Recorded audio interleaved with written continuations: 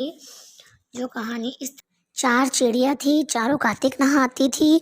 कार्तिक का महीना पूरा हो गया, अब आया पड़वा का दिन। चारों बोली चलो बहन खिचड़ी बनाते हैं। पहली चिड़िया चावल ले आई, दूसरी चिड़िया दाल ले आई, तीसरी चिड़िया घी ले आई। सबने मिलकर खिचड़ी बनाई। सबने सोचा पहले नहा कर आते हैं फिर खिचड़ी खाएंगे। पहली चिड़िया आई उसे भूख लग गई और बाकी चिड़िया अभी नहीं आई थी तो उसने खिचड़ी की भाप खा ली। दूसरी चिड़िया आई, उसने खिचड़ी का पानी पी लिया। तीसरी चिड़िया आई, उसने आकर खिचड़ी खा ली। चौथी चिड़िया को सिर्फ खुरचन मिला, उसने खुरचन ही खा ली। जिसके कुछ समय बाद वे चारों चिड़िया मर गई और जिस चिड़िया ने भाप खाई थी वो तो राजा की बेटी बनी। जिसने वो जिसने खिचड़ी का पानी पिया वह कुम्हार की बेटी बनी कुम्हार की बेटी बनी और जिसने खिचड़ी खाई वह ब्राह्मण की बेटी बनी। जिस चिड़िया ने खुरचन खाई थी वह हथनी बनी। कुम्हार की लड़की राजा के घर दासी बन गई, ब्राह्मण की लड़की सहेली और हथनी भी राजा के घर में ही थी।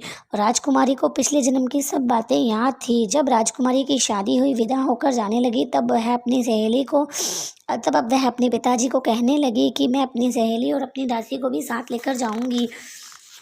जब वह साथ लेकर जाऊंगी, राजा ने कहा कि ले जाओ। राजकुमारी फिर उसे ले जाने लगे तो फिर वह जाने के लिए मना करने लगी। तो राजा ने पूछा अब तुम्हें क्या चाहिए। तब राजकुमारी ने कहा कि मुझे यह हथनी भी साथ चाहिए। राजा ने नौकर को भेजकर हथनी को बुलाया तो हथनी उठी ही नहीं और तब वह राजकुमारी खुद हथनी के पास गई और उसने उसके कान में पिछले जन्म की सब बातें कही, जिसे सुनकर हथनी खड़ी हो गई और राजा सब कुछ देख रहा था। राजा ने तलवार निकाली और उसने कहा कि मैं तुम्हारा सर काट दूंगा।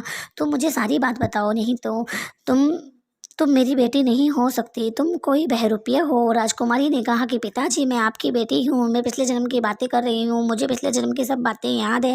राजकुमारी ने राजा को पिछले जन्म की सारी बातें राजा को बताई। तब राजा ने कहा कि कार्तिक नहाने का इतना ज़्यादा फल मिलता है तो अब से हम भी कार्तिक नहाएंगे और खूब दान पुण्य करेंगे। उसके बाद राजा रानी एक साथ कार्तिक नहाने लगे और सब खूब दान पुण्य करने लगे। राजा के महल में दिन दूनी रात चौगुनी धन बढ़ने लगा। राजा की कीर्ति चारों ओर फैलने लगी। हे भगवान, जैसे राजा का उद्धार किया वैसे इस कहानी को कहते सुनते और हुंकारा बढ़ते हुए सब पर कृपा करना। इसके बाद जो हमने खील के दाने लिए हैं वो हम लोटे में डाल देंगे और हम इसके बाद गणेश जी की कहानी कहते हैं।